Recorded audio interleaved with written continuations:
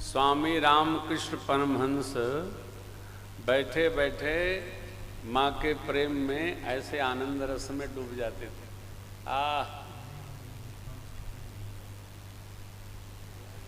दूसरों को तो वो अटपटा लगता था, लेकिन ये रस है साहब, जब चढ़ता है तो जो उतरती है चढ़ती है मस्ती, वो हकीकत में मस्ती नहीं है, ये तो प्रेम की बात है।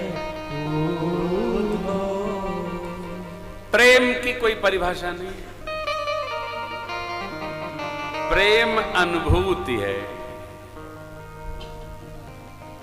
प्रेम क्रिया नहीं है। मेरी मां क्या मांगती है, चक्रवर्ती जी क्या मांगते हैं, सुत विषयिक तब पद रति हो, मोहि बड़ मूड कहे किन को। प्रेम ऐसा,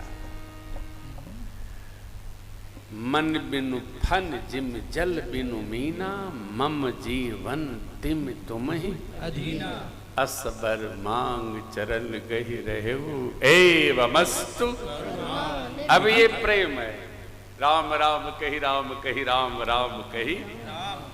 हम आप इस स्तर पर भगवत प्रेम में उतरें, यही जीवन की धन्यता है। परमात्मा श्री हरि ने कहा, अब मेरी आज्ञा मानकर आप कुछ काल यहाँ रहिए, फिर आपका अमरावती वास होगा, और जब अवसर आएगा तो आप अयोध्या के राजा रानी इस रूप में अवतरित होंगे। मैं तब अंशों सहित आपका पुत्र होके आऊंगा। हुई हो अवध भुवाल, तब मैं हो तुम्हार सुत सुत। तपस्या कभी रितती नहीं है, रितना मने खाली होना। तपस्या में लगना चाहिए और बड़ी ही निर्मलता से लगना चाहिए। तपस्या औरों के लिए संग्रह नहीं करना चाहिए। तपस्या मनुष्य का शरीर मिला है, अपने सुरक्षित रखना चाहिए। आपके तप से जिसको प्रकाश मिल जाए वो सौभाग्यशाली है। बांटिए मत, तपश्चर्या को चूरन न बनाइए। आवा आवा चूरन ले ला, नहीं, तपश्चर्या चूरन नहीं है, टोमेटो सॉस नहीं है, चाहे जिसको बांटते रहिए। नहीं, तपो, दूसरा आपको देखे वो भी तपने लगे, तपिए। हम तो निवेदन करते हैं, किसी को जगाइए भी मत। यही जग जाम निजागहि जोगी परमारथी, हाँ, जागिए तमहि जीव जग जागा, जब सब विषय विलास। किसी को जगाए नहीं, सबको आराम करना।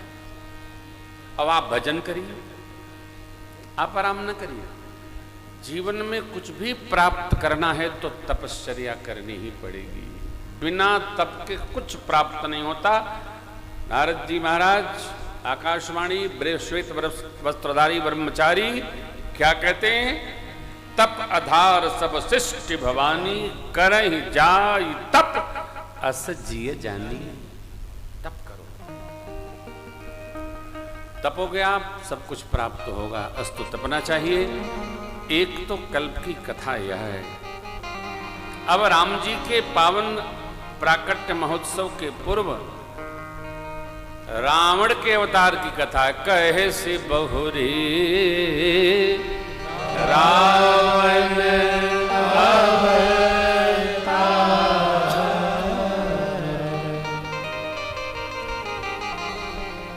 इस प्रसंग से सीख जाइए।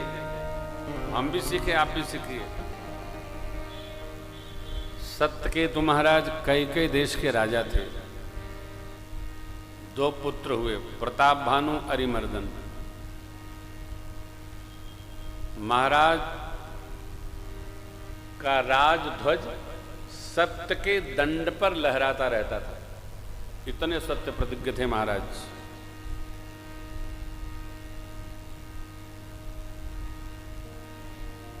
ज्येष्ठ पुत्र को महाराज ने राज सौंप दिया।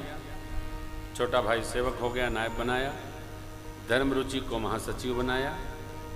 प्रताप भानु इतने धर्मशील राजा थे कि उनके राज सिंहासन पर बैठते ही पृथ्वी उनकी सेवा में प्रस्तुत हो गई।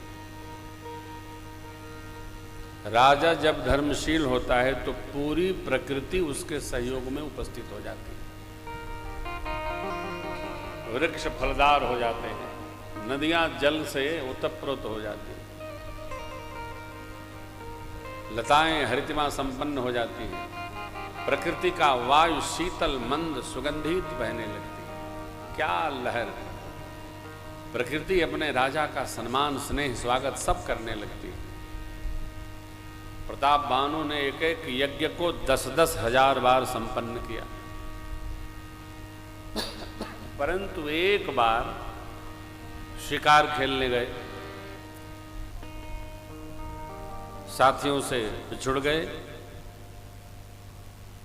एक वाराह का खेत करते करते करते करते करते करते घोर जंगल में पहुंच गए। वहां जंगल में एक मुनि वेश धारण करके हारा हुआ राजा रहता था। नाम बताया उसने महाराज को, एक तनु।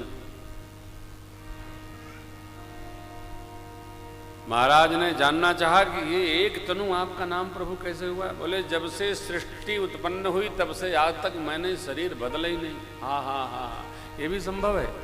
अरे साहब, एक तनु की झोली में ऐसा क्या है जो संभव नहीं है? सब संभव है।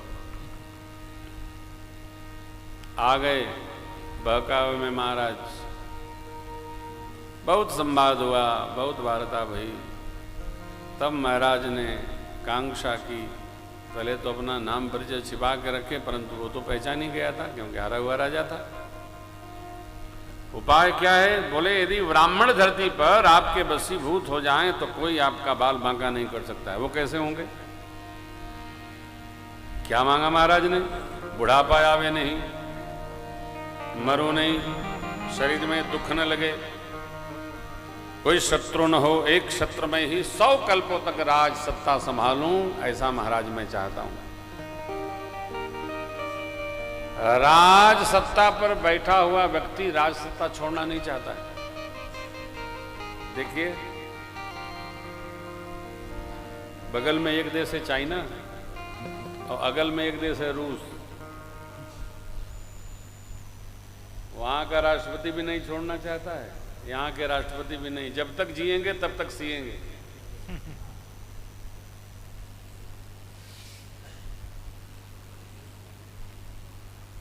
मालिकाना हक कोई छोड़ना थोड़ी चाहता है। एक बार बैठ गए तो बैठ गए।